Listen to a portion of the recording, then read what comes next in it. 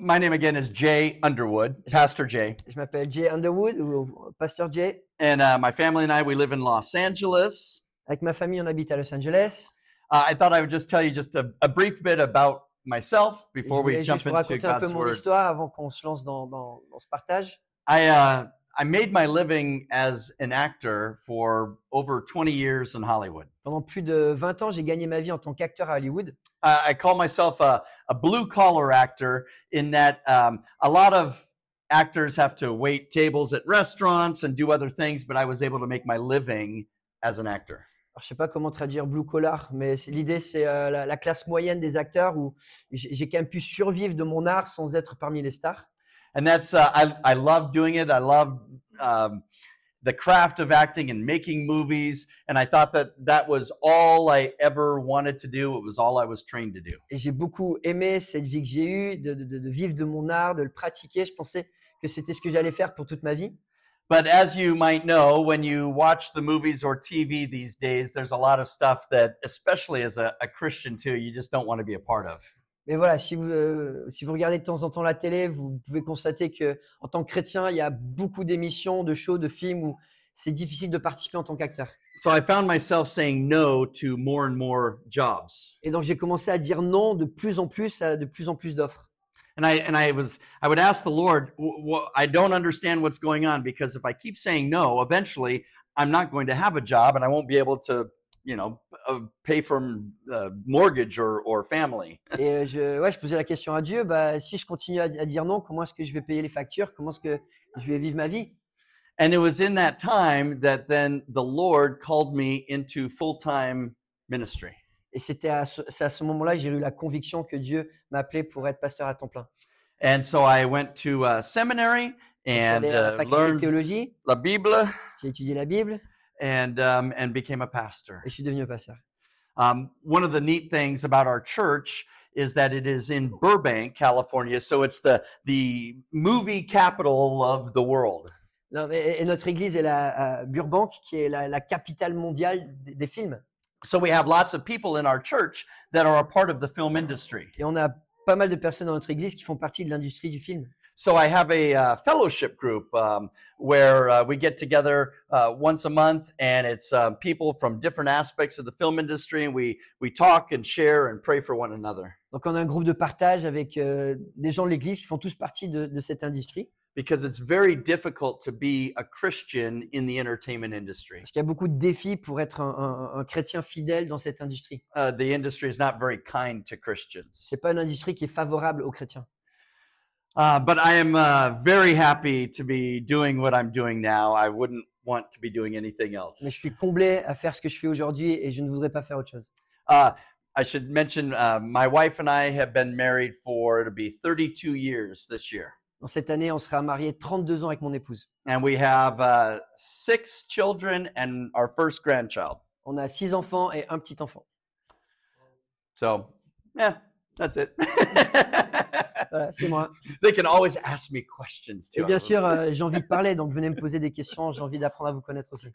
So we started yesterday during the worship service talking about God's design for the family. On a commencé hier pendant le culte à parler du plan de Dieu pour la famille. And we looked at from the Bible Genesis 1 and 2 to see God's definition of marriage and family and the purpose. On a regardé en Genèse 1 et 2 le plan de Dieu pour la famille, le but pour la famille et le couple. So what we will do today is we will get more into marriage and the roles of husband and the roles of wife. Et aujourd'hui, le but, c'est vraiment rentrer dans le rôle du mariage, dans le mariage, les rôles de l'homme et de la femme. And then we will, I don't even remember what my next one is. But we'll start with that. So Donc pour aujourd'hui, on fera ça en 2 parties. this morning we'll focus more on wives, and this afternoon we'll focus more on husbands. They're both in the morning sessions. Oh, both in the morning. Okay, Première session sur les Okay. épouses et puis deuxième session, ça sera sur les maris. So to begin with, let me pray. Donc je vais prier. Father God, we thank you so much for the day you've given us and for this congregation that is gathered. Merci Père Céleste pour cette journée que tu nous donnes, pour ce groupe qui est rassemblé. And now, as we open your word to see what it says about marriages, may you give us eyes to see and ears to hear and hearts to understand. Et alors qu'on va ouvrir la Bible pour creuser ce que toi tu dis sur le mariage, donne-nous des yeux pour voir, des oreilles pour entendre et comprendre. And help us to put your word into practice in our marriages. Et qu'on puisse mettre en pratique la sagesse de ta parole dans nos familles. In Jesus' name, Au amen. nom de Jésus, amen. So think of a skilled musician who plays a the guitar, crafted instrument. Donc voilà, si on s'imagine être un musicien de talent qui joue sa guitare, And in that, there's many facets of beauty. et il y a pas mal de facettes de beauté là-dedans. With an instrument, maybe like a violin, you have beauty in craftsmanship and skill and sound. Avec un violon, tu as la beauté de l'artisanat, du son, de la performance. We have a family in our church in Los Angeles that have a music store where they make and repair violins and cellos. On a une famille dans notre église, ils ont un magasin où ils construisent et ils réparent des violons. And so they've learned how to take a block of wood and turn it into a finely crafted instrument. Et voilà, ils ont appris à prendre voilà, des morceaux de bois et en faire un magnifique instrument. And then, of course, this instrument can play beautiful sounds, and it can be done to the glory of God. Et cet instrument peut jouer des très bons sons et ça peut être fait à la gloire de Dieu. And in fact, their family have been crafting these instruments for, I think, over 70 years. Et la famille a partagé cette connaissance de l'artisanat pendant 70 ans. But yet they are using the same techniques for building these instruments that have been passed along for hundreds of years. Et ils utilisent les mêmes techniques qui ont été transmises depuis des centaines d'années. And so every step of the process of making an instrument is very deliberate and it requires special attention. Et chaque étape de la conception est vraiment réfléchie, intentionnelle, tous les détails comptent. In fact, they can't even use the wood until it's dried out for, say, 20 to 30 Ils years. peuvent même pas utiliser le bois avant que ça ait été sec pendant, je pense, 20 à 30 ans. And then the boards are hand planed and carved. Et puis après, c'est sablé à la main, c'est gravé. And then the Creusé. pieces are attached together with glue that's actually made from animal hooves. Et après, les morceaux de bois sont collés ensemble avec une colle qui est faite des sabots d'animaux. And then some of the visible pieces of the violin, like the scroll on top, can be carved to be very ornate. Et puis après, les morceaux du violon, comme ce qui accroche les cordes, là, ça peut être sculpté de manière très ornée. And then other parts of the violin will be on the inside, such as the sound post. Et puis, tu as aussi des morceaux qui vont être à l'intérieur du violon, cachés, comme la sortie pour le son. And each part of the violin adds to the beauty and the sound. Et chaque morceau du violon va participer à créer cette beauté de l'instrument. And if the craftsmanship or the skill is compromised in any way, it is not going to perform properly. Et si dans l'artisanat du violon, il y a une étape qui a été négligée, bah, le son ne va pas être aussi beau qu'il pourrait l'être. Some of its beauty and sound will be diminished. La beauté, le son en partie vont être diminués. This is also true of God's creation, including his design for marriage and the family. Et c'est la même chose dans le dessein de Dieu, le plan de Dieu pour le mariage et la famille. So again, on Sunday, we learned God's design, that God designed and he created the world and the universe, and his crowning glory was to create people in his image. Et on a regardé dimanche comment Dieu a créé le monde et le centre de sa création, c'était finalement la création de l'homme et de la femme à son image. And he designed it such that, generally speaking, you would have man and woman brought together in marriage. Il a conçu pour que de manière générale, bah, un homme et une femme se rencontrent pour former une famille. And when we get mariage. to day 6 of his creation, he had created man, woman. We see them married, and God said, "Very good, très bon." Et puis on voit, 6e journée, il crée l'homme, la femme, ils se marient, et c'est très bon. Now, remember, who is not yet in the picture? Et on se rappelle qui c'est qui n'est pas encore là dans Dans Kids, l'image, ouais, il n'y a pas encore les kids, enfants. les enfants, right? Kids are not yet in the picture. They will be in the picture. But again, what constitutes a family unit would be husband and wife. Les enfants vont arriver, mais ils ne sont pas encore là. Mais ce qu'il faut comprendre, c'est que l'unité de la famille, avant tout, c'est le mari et la femme. And then children will be added to that family Et unit. les enfants sont ajoutés à cela. But the foundation is husband and wife. Et le fondement, c'est le mari et la femme ensemble. So here's the overarching point of today's message. Et voici la vue d'ensemble du message d'aujourd'hui. The beauty of God's glory is displayed La beauté de la gloire de Dieu s'est manifestée when the function of God's design is obeyed. quand les rôles que Dieu a planifiés sont obéis. In other words, when marriages function the way that God has designed them, then they are beautiful and they are sweet and they make a great sound. En d'autres termes, quand les mariages fonctionnent selon le plan pour lequel Dieu les a conçus, c'est beau, c'est magnifique, ça a du sens. And in that, God is glorified. Et là-dedans, Dieu est glorifié.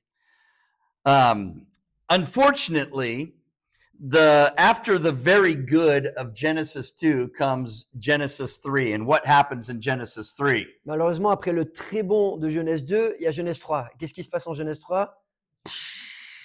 Right? The fall La of chute. mankind. With sin in the world, this finely designed and well-crafted instrument that brought such beauty to God's glory is now out of tune. Avec le péché qui rentre dans le monde, cet instrument qui avait été fait pour faire un son vraiment beau, parfait, et ben maintenant, il est désaccordé. Marriages can start to have cracks and even break apart. Et les mariages, à cause du péché, ils craquent en morceaux, ils peuvent se dissoudre. And instead of applying the proper repairs, people try and fix it cosmetically on the outside instead of on the inside. Et des fois, au lieu d'aller chercher vraiment le problème pour le réparer, des fois de l'intérieur, on essaie juste de manière cosmétique de mettre un peu de décoration autour pour que ça a l'air de rester ensemble. I mentioned yesterday in California we have earthquakes. Comme j'ai dit hier, en Californie, on a beaucoup de tremblements de terre. And when you have an earthquake, the house can have cracks in it. Et puis après les tremblements de terre, souvent les maisons peuvent avoir des fissures. But if you just go out and kind of put a little putty in the cracks and repaint it, it's not going to do any good. Mais si la seule manière de gérer ça, c'est de mettre un peu d'enduit à l'intérieur et faire comme s'il n'y avait rien d'autre, ça ne va pas régler le problème. You have to go to the foundation and make sure the foundation is repaired properly. Il faut vérifier que le fondement est vraiment réparé de manière appropriée. And so since the fall of Genesis 3, marriages have been under the stress and strain of sin. Et depuis Genèse chapitre 3, les mariages ont été sous le stress, sous les attaques du péché. And that produces things like conflict, strife, distrust, Ça produit des conflits, des disputes, le manque de confiance, blame shifting, a lack of forgiveness, des accusations réciproques, le manque de pardon, sometimes bitterness or jealousy, parfois de l'amertume, de la jalousie, even domineering leadership and a usurping of roles. des fois l'usurpation des rôles avec un leadership qui est dominant et écrasant. And so we might wonder, is there any hope then for solid, stable marriages? Et parfois on se demande, mais est-ce qu'il y a vraiment une espérance pour des mariages solides pour la gloire de Dieu? And of course there is, Et bien because sûr, il y a cet espoir. with the curse of sin, God also promises redemption. Parce qu'il y a la malédiction du péché, mais dans la Bible, il y a la rédemption. Because he promised a savior who would bear the punishment for our sin. Et parce que Dieu promet un sauveur qui porte le poids de nos péchés, A savior who would even die for us, going to the cross in our place, qui est même allé à la croix à notre place pour nous aider à vaincre le péché. and shedding his blood on our behalf so we could have forgiveness of sins, Il a versé son sang pour qu'on puisse avoir le pardon, so that we could have eternal life, pour qu'on puisse avoir la vie éternelle, and even a way to have a God-glorifying, blessed marriage. et puis un chemin pour avoir la force de trouver en lui la force pour avoir un mariage qui soit ordonné et qui plaise à Dieu. And of course, we sang about this person just now, even in Christ alone, Et puis on for a Jesus chanté Christ. voilà, ce que Jésus a fait pour nous en Jésus seul. And now, what's also amazing is the special part that God has designed marriage to play in order to put his gospel on display to the world. Et puis c'est intéressant de voir comment Dieu il a conçu le mariage pour que dans les relations, comment on les vit, ça manifeste l'évangile pour le monde. As it turns out, the marriage relationship needs to be like a mirror to the world. The world will see this marriage relationship, Et la relation du mariage, c'est comme un miroir vers le monde. and they will see the relationship of Christ and his church. Et les relations du mariage reflètent la relation entre Christ et son Église.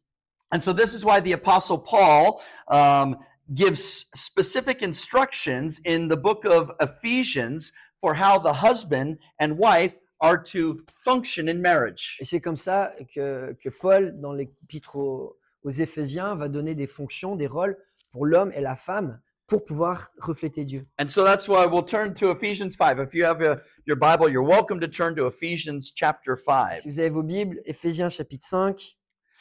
While you're turning there, just to let you know, chapters 1 to 3 are really about theology of how we are in Christ. Et voilà, juste la vue d'ensemble de cette lettre, des chapitres 1 à 3, Paul va décliner l'identité du disciple de Jésus, qui on est en Christ. How we are blessed by the Father for being in relationship with his Son. Donc c'est plus théologique et décrit comment on est béni une fois qu'on est en Christ. And then the second half of the letter, chapters 4, 5, and 6, are really practical application of being in Et Christ puis la deuxième moitié, des chapitres 4 à 6, c'est vraiment des applications, comment on se comporte en Christ. and how we can walk in a manner worthy of his calling. Comment on peut se conduire d'une manière qui est digne de son appel.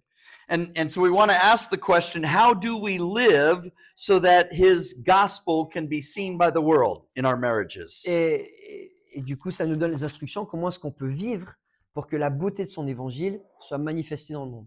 So again, our overarching point is that the beauty of God's glory is displayed Et donc la vue d'ensemble, c'est que la beauté de la gloire de Dieu, elle est manifestée when the function of God's design is obeyed. quand les rôles que Dieu a conçus sont suivis.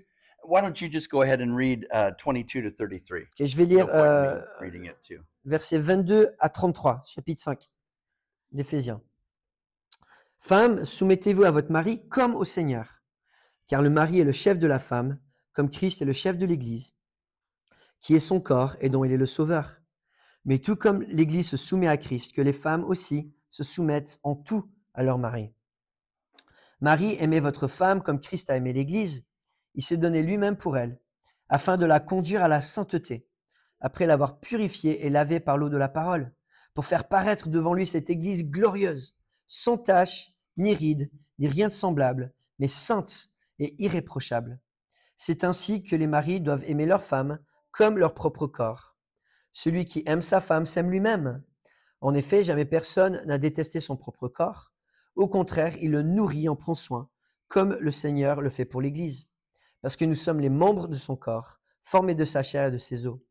C'est pourquoi l'homme quittera son père et sa mère, s'attachera à sa femme, et les deux ne feront qu'un. Ce mystère est grand, je dis cela par rapport à Christ et à l'Église. Du reste, que chacun de vous aime sa femme comme lui-même, et que la femme respecte son mari. Amen. And so from this text, I want you to see two practical responsibilities for marriage. Et dans ce texte, j'aimerais qu'on regarde à deux responsabilités pratiques dans le mariage. How you are to function in obedience to God's design. Comment fonctionner en obéissance au dessein de Dieu. And because of that, then, how your marriage can display God's glory. Et en conséquence, comment notre mariage peut refléter la gloire de Dieu. So, number one, how we are to function in obedience to God's design.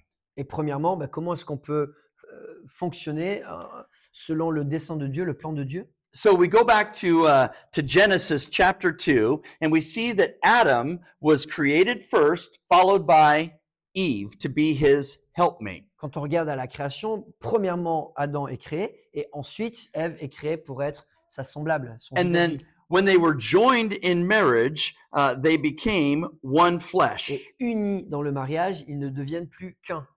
Husband and wife are no longer two separate things, but now they have come together as one. Donc il n'y a plus cette différence individualiste entre un mari et une femme, ça devient une seule unité. And they work together as one. They even complement each other. Ils travaillent ensemble en tant qu'unité et ils se complémentent l'un et l'autre. And so again, we're going to focus on wives first. And wives, you must respectfully support your husband. Donc là, on va commencer avec les épouses et le texte dit que les épouses sont appelées à, avec respect, soutenir leur mari. Now, don't worry, we'll get to the husbands later. Et puis on va rentrer dans les hommes aussi après. Back in Ephesians 5:22, it says, "Wives, be subject to your own husbands as to the Lord." Et Éphésiens 5:22 dit, voilà, femmes, soumettez-vous à votre propre mari comme au Seigneur. We see something similar in Colossians 3:18, En Colossiens 3:18, Paul dit quelque chose de similaire. where wives, be subject to your husbands as is fitting in the Lord. Femmes, soumettez-vous au Seigneur comme il convient dans le Seigneur. And even Titus 2, verse 5, being subject to their own husbands. Et en Tite 2, verset 5 dit la même chose, les femmes soumises à leur mari. And some translations will say submit. Et d'autres versions vont dire de se soumettre. Now, mentioning the word submission in the context of marriage, I know in the United States, and I don't know if it's the same here, but it can be a dangerous thing in our culture. En France, enfin aux États-Unis, ils pensent en France c'est la même chose. C'est vrai. Quand on parle de soumission, c'est un sujet dangereux. For many, it conjures up images of male chauvinism Pour beaucoup, ça porte à la tête des images de chauvinisme or heavy-handedness ou de personnes qui ont pris les choses par la force, or leading by force or even abuse. même de l'abus. People picture the domineering husband forcibly calling his wife to obey my commands or else. On a peut-être cette image du mari qui ordonne son épouse de l'obéir par la force. Yet nothing could be further from God's truth. Et il faut comprendre que ça, c'est une image complètement opposée à la parole de Dieu. For submission to one's husband it indicates a supportive role, not an inferior role. Le rôle de soumission est un rôle de soutien volontaire, complémentaire et jamais quelque chose qui diminue. The Greek word used for be subject to is a military term, and it means to rank under.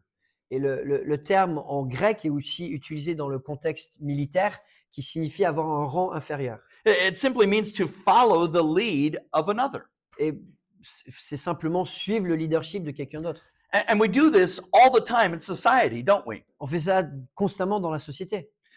Think about sports players. Football. Dans l'équipe de foot, dans le sport. Players submit to coaches. Coaches maybe submit to a manager or owner of the team. On se soumet à un coach, on se soumet à un manager de l'équipe.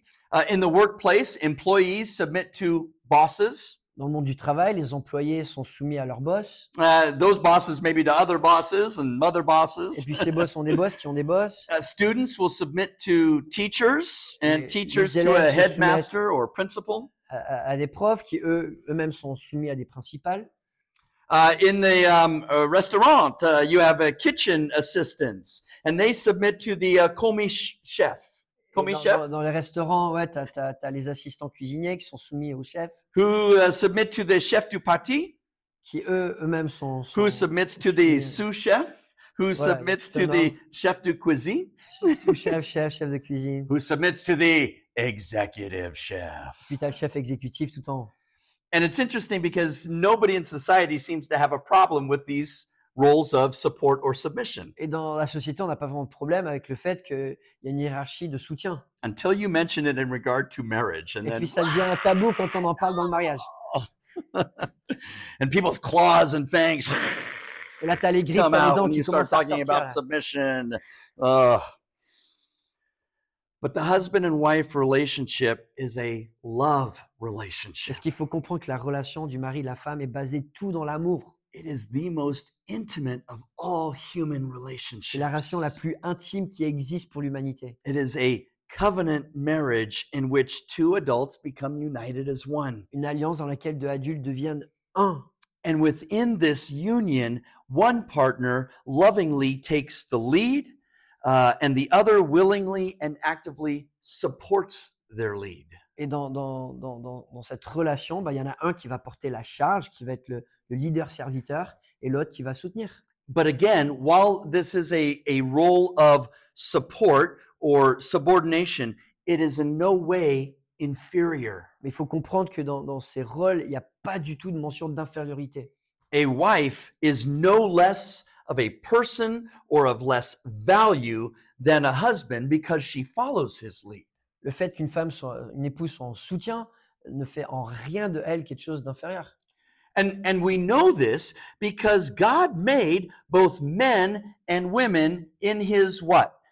Et on sait ça parce que Dieu a fait l'homme et la femme à son image. Image, right? Both in his image. Les deux de manière égale.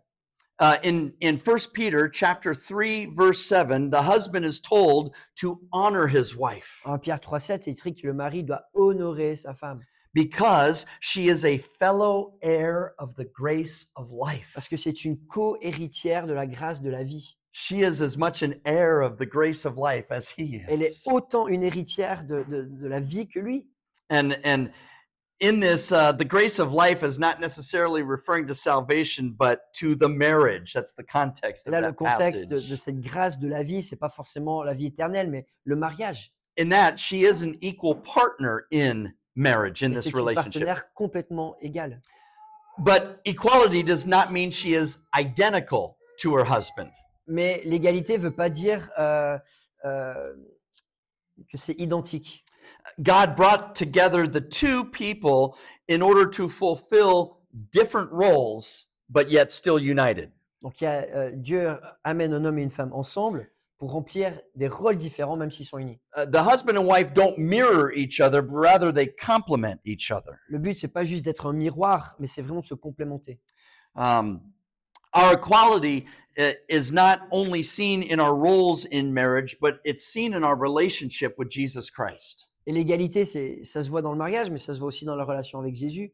In Galatians 3, verse 28, it says, There is neither Jew nor Greek, En Galates 3,28, il est écrit il n'y a plus ni grec ni païen, there is neither slave nor free, esclave ou homme libre, there's neither male nor female. ni mâle ni femelle. You are all one in Christ. Nous sommes tous un en Christ. And in this verse, Paul is emphasizing that we all come to Christ in the same manner and we are unified in our relationship with him. Donc, Paul explique que dans notre relation avec Dieu, il n'y a pas de favoritisme avec Jésus, on a tous un même accès. Now, something else about submission to one's husband is that while it is voluntary, it's not optional. Et cette idée de soutien, même si c'est volontaire, ça ne peut pas être forcé, c'est quand même un commandement. The King James Version says, Wives, submit yourselves to your own husbands. Et il cite une version de la Bible qui dit, voilà, femmes, soumettez-vous à votre propre mari. The Greek grammar behind the text indicate that a wife is to initiate her own submission. Et en fait, la forme du texte dans l'original en grec, c'est une initiative de l'épouse de prendre ce rôle de soutien. She must make the choice and exercise her will to follow and support her husband. C'est vraiment son choix à elle de se revêtir de cette attitude de soutien pour son mari. Some people will argue against a wife's submission as though it is man's attempt to suppress women. Et certains vont déformer un petit peu ce langage en disant, voilà, la soumission de la femme, c'est l'homme qui essaie de prendre une opportunité pour écraser la femme. Or they would say that men are just trying to put women in their place. Ou que l'homme essaie de mettre une femme dans sa cage. But that is not God's instruction here at Et all. c'est vraiment, vraiment pas ce qu'on voit dans le texte. It's a voluntary action. C'est complètement volontaire. The wife is the one who submits herself. L'épouse est celle qui se propose elle-même pour soutenir. And so this is her responsibility in order to fulfill God's design. Donc c'est sa responsabilité d'avoir cette attitude pour remplir le plan de Dieu. Now, like I said, it's voluntary, but God's word says it's not optional. Donc c'est volontaire, mais comme c'est dans la parole de Dieu, ça ne veut pas dire que c'est optionnel. No one can make you submit to your husband, but you cannot be a wife who honors the Lord and not do that. Personne ne peut t'obliger à soutenir ton mari, mais si tu n'es pas en soumission et en soutien, bah, tu n'obéis pas à la parole. Ephesians 5:22 again says, as to the Lord. Et Éphésiens 5, verset 23 dit comme au Seigneur. And Colossians 3:18, as is fitting in the Lord. Et en Colossiens, ça dit comme il plaît au Seigneur ou comme il est approprié selon le Seigneur. So again, this is the Lord's desire for the wife, even his command. Donc c'est le désir de Dieu, même son commandement. And it's not to say that it's an easy thing to do. Et ça ne veut pas dire que c'est facile. I mean, to do anything someone else's way can be very difficult. Voilà, de s'aligner à quelqu'un dans n'importe quel domaine, ça peut être difficile. And yet, it's a vital part of marriage for the health and well-being of your marriage and home. Mais c'est vital pour un mariage en bonne santé. I may not like taking out the trash, but if I don't do it, it is going to back up and it is going to be horrible. C'est pas ma chose préférée de sortir les poubelles, mais si je le fais pas, bah, ça s'accumule et ça devient horrible. If I leave it in the house, it's eventually going to become hazardous to our health. Et si je laisse tous les déchets dans la maison, bah, ça va finir par être dangereux pour notre santé. So I do it joyfully, Donc je le fais avec joie, knowing it's going to be the best for our family. parce que je sais que ça va être le mieux pour ma famille. Or I have my les enfants take out the trash. Ou sinon, je demande aux enfants de le faire. Now, along with obeying God, submission to one's husband honors God. Donc non seulement ça obéit Dieu, mais ça honore Dieu. And as I mentioned, there have been some very bad misapplications of this command for wives to support husbands. Et il y a eu des applications complètement déplacées de ces textes. Some have taken the text of being subject to husbands in everything in verse 24 to mean anything a husband expects of his wife, that's what she should do. Et le fait que l'épouse est appelée à être soumise en toutes choses, certains ont dit bah, tous les caprices de l'homme, bah, la femme doit suivre. But her following of her husband's leadership is done in the context of her following the Lord. Sauf que cette soumission au mari est faite dans le contexte de la soumission au Seigneur. In other words, she is never to disobey God in order to submit to her husband. Donc elle n'aura jamais à désobéir à Dieu dans son soutien pour son mari.